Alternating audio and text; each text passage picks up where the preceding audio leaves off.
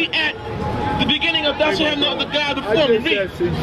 Thou shalt have no other God before me. But yet, look at America, George. America proclaims you can believe in what you want to believe, when you want to believe it, how you want to believe it. I mean, look at the fact you have an organization called NAMBLA, the North American Man-Boy Love Association, in which you can be an older man and buy young boys if you decide to do so.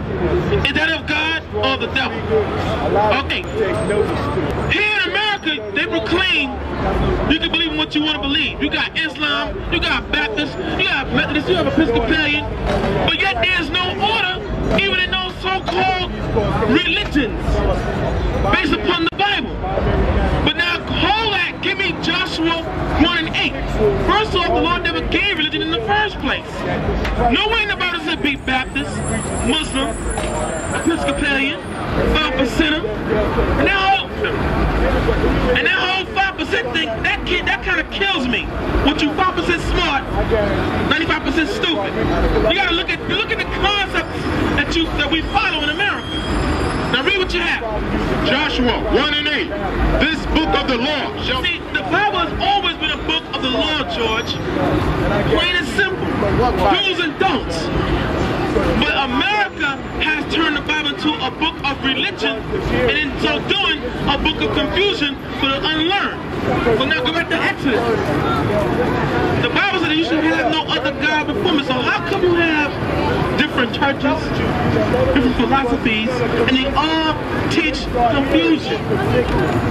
That's why we come out here with the Bible open and we read it word for word, George, to bring it to you the truth about who you are, biblically, nationality-wise.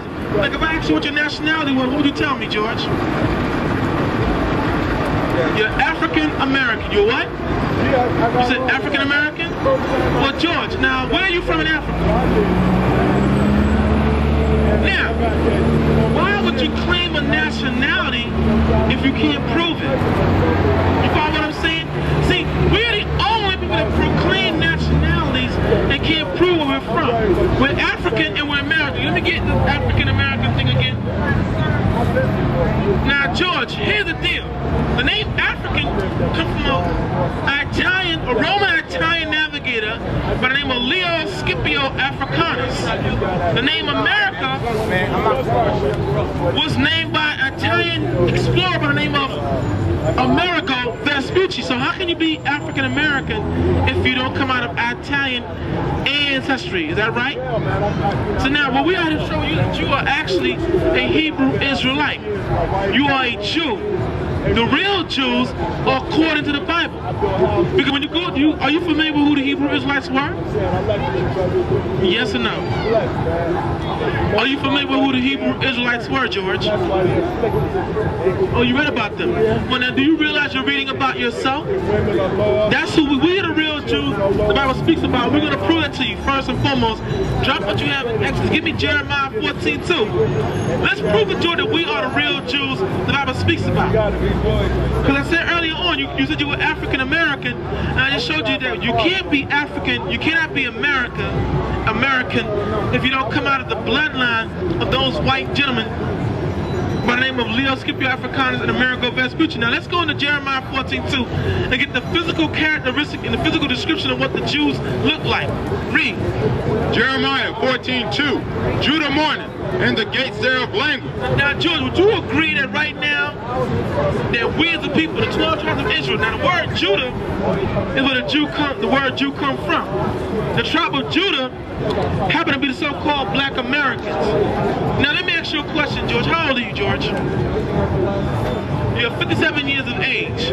Now, George, in your 57 years of being in America and grace and live on the Lord's green earth, have we not been mourning? Mourning means to be crying for justice.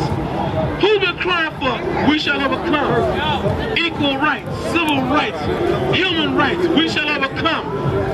Who today in 2004 is still being given bad food, bad drugs, a bad dress code, a bad mode of living and whatnot? But our people, look at our young men. They walk around with dresses stuck about their shirts. They walk around with their hats on back, with their pants hanging off their behinds, with no self-respect. Look at our young women out here today. Naked, or nearly naked, tight jeans, tight pants on, and yet still we talk about we are doing good. No, we are not. So the real Jews are in mourning. Look at wherever you go in America, in the world abroad, we're still called niggas and spics. They got the name nigga in different languages, man, wherever we go. That's clear that we're not doing good in these days and times. Read. And the gates thereof languish. Now the word gate represents leadership. So the gate is what? A stronghold. Now have we had any true leaders or powerful leaders that have brought permanent solutions to our problems, George? Yes or no? Exactly. When you were my age, or younger, in the early 40s or 50s, you saw the problems then. Are they still the same or have they gotten worse? They've gotten worse. Showing clear cut that, frankly speaking, George, the black church has failed us miserably. How can you talk about God love everyone, but yet no one loves each other out here? How can we talk about we free, but yet still we own nothing in America? We are going to show for our labors here in America, and yet still the United States government, we know the federal government posts drugs into our neighborhoods, but we still use them. The CIA posts drugs into our neighborhoods, we still use them, George. What's your question, young?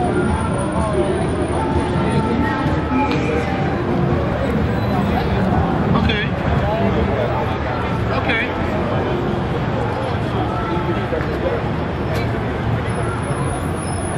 Say what?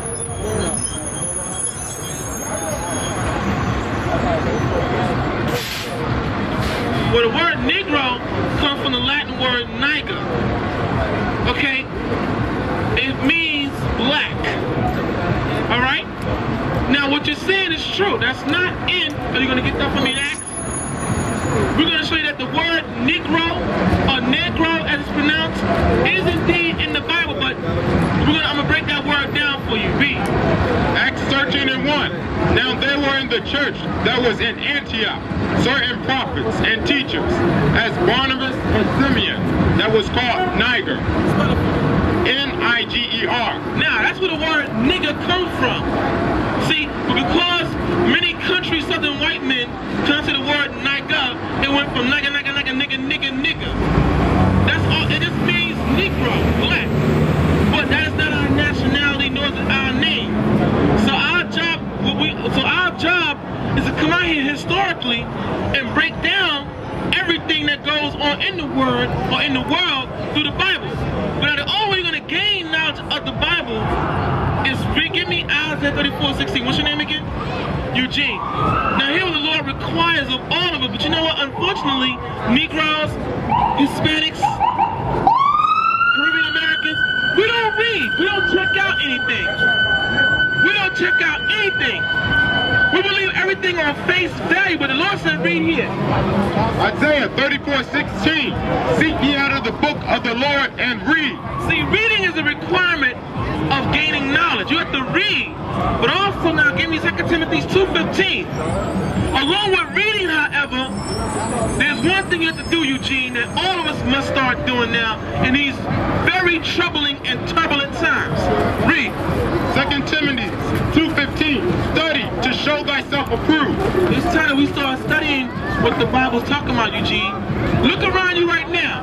There are many who say that the Bible is not a book of fantasy, a book of falsehood, but yet still every prophecy in the Bible is coming to pass. I read. Matter of fact, to prove that, Matthew 24 chapter, Matthew 24:6. Let's show you Jesus.